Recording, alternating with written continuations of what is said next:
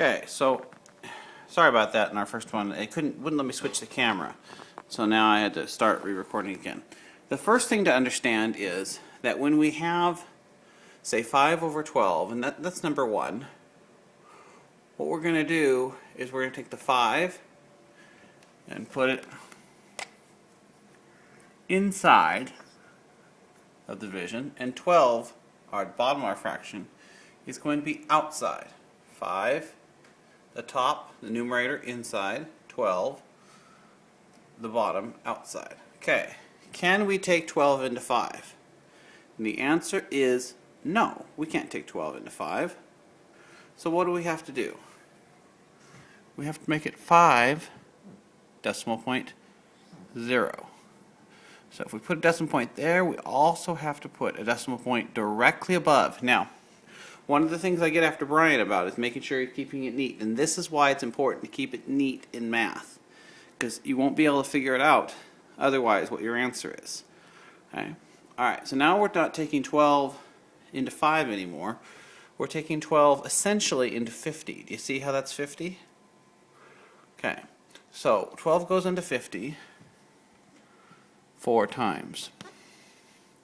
4 times 12 is 48. Okay, we subtract. Okay. And there's nothing to bring down. Now, if we were doing normal division here, our first instinct would be say that 2 is our remainder. 2 is our remainder. But when we're dividing decimals, we can't have a remainder. It doesn't make sense in a way I really can't explain in this video, but we actually have to keep going. Now, how do we keep going when dividing decimals, or really dividing anything, if we need to keep dividing? And the answer is, same thing we did here. We add a 0. Okay, and we're going to keep adding a 0 as long as it makes sense to do so. Alright. Now we're going to take 12 into 20. 12 goes into 20 one time. Okay. 1 times 12,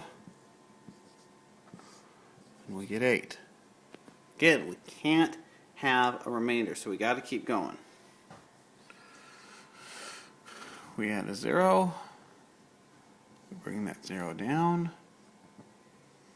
Now we're taking 12 into 80. 12 goes into 80 6 times. 6 times 12 is 72. Look what we got. We got an 8 again. And if we start our 0, and we bring down that again, it's 80 again. Okay. As soon as we get the same number twice in a row, when we're dividing decimals, remember this is the rules for dividing decimals, we stop. Okay? So 12 goes into 80 6 times. Okay, we don't need to do it anymore. Now, this is the reason why is, do you see those 2 6s? Those 2 6s are what's called repeating. Repeating. Okay? Once a number says repeating, getting it over and over and over again, we can put a little line over it, and that will mean that it'll just be 6s forever. As you can see, it was 80s forever, which 80 goes into 12. Try that again. 12 goes into 80 6 times. Okay, that was probably a little complicated, so I'm going to show again. I'm not really sure why they made that one number 1. It's kind of actually tougher than the other ones we're going to do here. Right? So we have 4 6. 4 goes inside. 6, the denominator, the bottom of the fraction, goes outside. Can't take 6 into 4. It's not enough. We need to make it 40. We put the decimal point here. We have to also then put the decimal point up here. Right? How many times is 6 going to go into 40?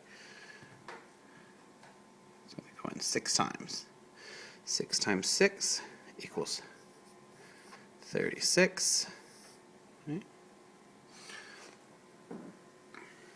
40 minus 36 equals 4.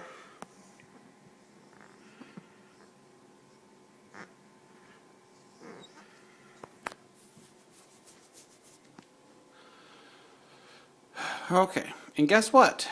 We get 40 again. We got 40 here. So it's still going to go in 6 times.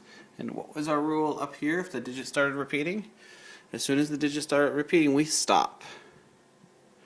And we can just put a little line over it, which means it's going to repeat forever. Okay?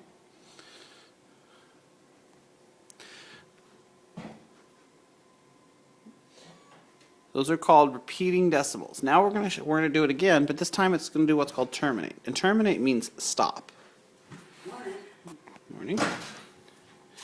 Okay, we can't take 4 into 3. We say 3 is on top, 3 is inside of the division. 4 is on the bottom, and again 4 is on the outside. So we're trying to take 3/4. We're trying to take 4 into 3. Can't do it.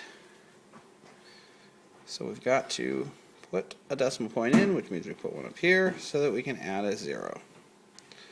Okay, how many times is 4 going to go into 30? 4 will go into 30 7 times. 7 times 4 equals 28. Right. 30 minus 28 is 2. Okay, can't have a remainder, so we have to add a 0. Okay, bring down the 0.